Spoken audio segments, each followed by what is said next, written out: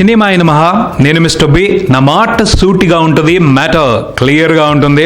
మీరు చూస్తున్నారు mister B channel. Thank you friends, మీ సపోర్ట్కి చాలా చక్కగా రిసీవ్ చేసుకుంటున్నారు. ఆ ధైర్యంతోనే ఈ ప్రయత్నం చేస్తున్నాను. ఇక నుండి ప్రతి సోమవారం ఓ కొత్త వీడియోని మీకు నేను పరిచయం చేయబోతున్నాను. ఈ వీడియోల్లో సినిమాల గురించే ఉంటుంది, కానీ ఎంటర్టైన్మెంటు ఎంజాయ్మెంట్ గురించి ఉండదు. కొన్ని సీరియస్ విషయాల్ని డిస్కస్ చేస్తున్నాను. ఈ విషయంగా కూడా మీ సపోర్ట్ నాతో స్ట్రాంగ్గానే ఉంటుంది అనుకుంటున్నాను. ఆ మ్యాటర్ ఏమిటో మాట్లాడుకుందాం. ఈ ప్రపంచం మొత్తం మీద సినిమా అంటే ఇష్టపడే వాళ్ళు లెక్కకు మించే ఉన్నారు. హాలీవుడ్ సినిమాలకి వేల కోట్ల వసూళ్లు రావటమే అందుకు పెద్ద నిదర్శనం. మన తెలుగు సినిమాలు ఏమీ తీసిపోలేదు. బాహుబలి పుణ్యమా అని 1900 కోట్ల కలెక్షన్లు తొలిసారి చూసాం. అలానే 100 కోట్ల వసూళ్లు అని రెగ్యులర్గా వింటున్నాం. డబ్బు పరంగా చూసుకున్నా, పబ్లిక్లో పాపులారిటీ పరంగా చూసుకున్నా సినిమా చిన్న విషయం కాదు, చాలా పెద్ద విషయం. కానీ సినిమాకి సంబంధించి చాలా మంది ఆలోచన ఎలా ఉంటుంది అంటే, సినిమా అనేది సరదాకి చూసామా, ఎంజాయ్ చేసామా, వదిలేసామా అన్నట్టే ఉంటారు. నా ఉద్దేశం అయితే సినిమా అనేది సరదానో అదృష్టమో కాదు, అంతకు మించి. ఎలా అంటే మన తెలుగు వరకే తీసుకుంటే సినిమాని నమ్ముకుని 100 కుటుంబాలున్నాయి, 1000 మంది బతుకుతున్నారు అని రెగ్యులర్గా అక్కడ ఇక్కడ వింటూనే ఉంటాం.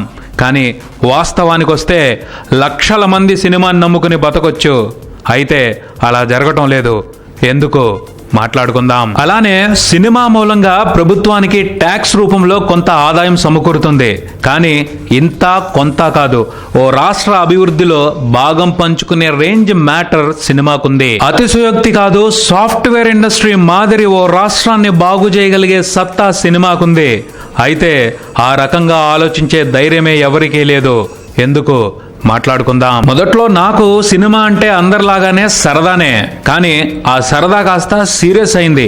ఎంత సీరియస్ అయింది అంటే ఇంకా ఇంకా ఎంత దొరికితే అంత సినిమా గురించి తెలుసుకోవాలన్నంత మొదలుపెట్టా. తెలుసుకుంటూనే ఉన్నా. ఆ క్రమంలో ఎన్నో ఆలోచనలు, ముఖ్యంగా 2 విషయాలు మాత్రం నన్ను ఎప్పుడూ వదిలిపెట్టకుండా గట్టిగా ప్రశ్నిస్తూనే ఉంటాయి. ఒకటి, ఓ గవర్నమెంట్ ఉద్యోగంలా, ఓ సాఫ్ట్వేర్ ఉద్యోగంలా, ఓ డాక్టర్ కెరియర్లా సినిమా కెరియర్ ని ఎక్కువ మంది ఎందుకు ధైర్యంగా ఎంచుకోలేకపోతున్నారు. 2, సౌత్ కొరియా అనే దేశం ఉంది. అక్కడ రిలీజ్ అయ్యే సినిమాల గురించి ప్రపంచం అంతా ఆసక్తి. చిన్న దేశం, విడిపోయిన ఆంధ్రప్రదేశ్ అంత వైశాల్యం, జనాభా కూడా ఇక్కడ మాదిరే 5 కోట్ల చిల్లర. కొరియా భాషలో రిలీజ్ అయిన సినిమా గురించి ప్రపంచం ఆలోచిస్తున్నప్పుడు ఓ తెలుగు సినిమా గురించి ప్రపంచం ఎందుకు ఆలోచించకూడదు? నేను చెప్పిన 2 విషయాలు ఇంటర్ రిలేటెడ్, ఒకదానితో మరో దానికి కనెక్షన్ ఉంది. సింపుల్ గా చెప్తా. గవర్నమెంట్ జాబ్ కోసం ఏళ్లకేళ్లు ఎదురు చూస్తారు, ఎంతో కష్టపడతారు. ఈజీ కాదు సర్కారు కొలువు దక్కడం. సాఫ్ట్వేర్ ఉద్యోగం కొంత సులువు కావచ్చు, కానీ .com బుడగ పగిలింది, రెసిషన్, నైపుణ్యం లేదు అని చెప్పా పెట్టకుండా ఉద్యోగాల్ని ఊచకోతకొస్తున్న పరిస్థితులు చూస్తున్నాం. అక్కడ సెక్యూరిటీ అగమ్య గోచరం. అలానే డాక్టర్ కావాలంటే బోళ్ళంత డబ్బు కావాలి, అంతకంటే ఎక్కువ శ్రమ పడాలి.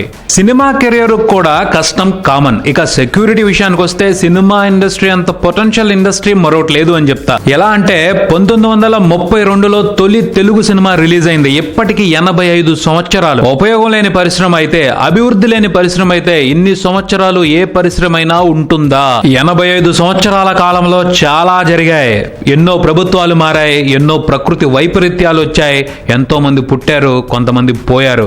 అయినా సినిమా ఇండస్ట్రీ దిట్టంగానే ఉంది. అప్పటి నుంచి ఇప్పటి వరకు సినిమా ఇండస్ట్రీ డెవలప్ అవుతూనే వచ్చింది, ఇంకా డెవలప్ అవుతుంది. ఇంత సెక్యూర్డ్, ఇంత నమ్మకమైన పరిశ్రమని కెరియర్ గా ఎంచుకోవటానికి ఎందుకు భయపడుతున్నాం? ఆ భయం తెలివిగల వాళ్ళని, కసి ఉన్న వాళ్ళని సినిమాని కెరియర్ గా ఎంచుకునే అవకాశాన్ని ఇవ్వటం లేదు.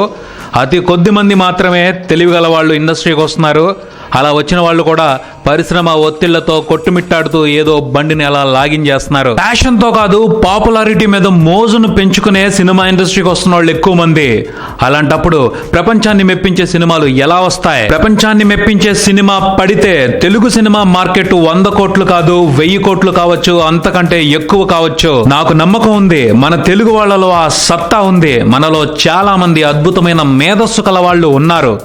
కానీ ఎటు వెళ్ళాలో, ఏం చేయాలో తెలియని పరిస్థితి. ఎందుకు పరిస్థితులు అలా ఉన్నాయి? లోపం ఎక్కడుంది? చర్చించాల్సిన అవసరం ఉంది. మంచో చెడో తెలుసో తెలియకో ఇక్కడ మొదలు పెడుతున్నా. ఏదో సాధించేద్దామని కాదు, అట్లీస్ట్ ఆలోచింపజేద్దామని నేను కొన్ని విషయాల్ని కలెక్ట్ చేసి పెట్టుకున్నాను. వాటిని ఒక్కొక్కటిగా ప్రతి సోమవారం మీతో పంచుకుంటాను. మీరు కూడా నేను చెప్పిన విషయాలకు సంబంధించి మీ అభిప్రాయాల్ని షేర్ చేయండి, డిస్కస్ చేద్దాం.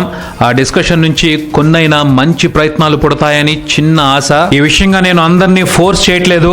నా ఆలోచన కరెక్ట్ అని నమ్మిన వాళ్ళే నన్ను సపోర్ట్ చేయండి. ఈ వీడియో మీకు నచ్చితే లైక్ చేయండి, మీ ఫ్రెండ్స్తో షేర్ చేసుకోండి, మీ అభిప్రాయాన్ని కామెంట్ చేయండి, ఈ ఛానల్ని సబ్స్క్రైబ్ చేయండి. నేను మిస్టర్ బి.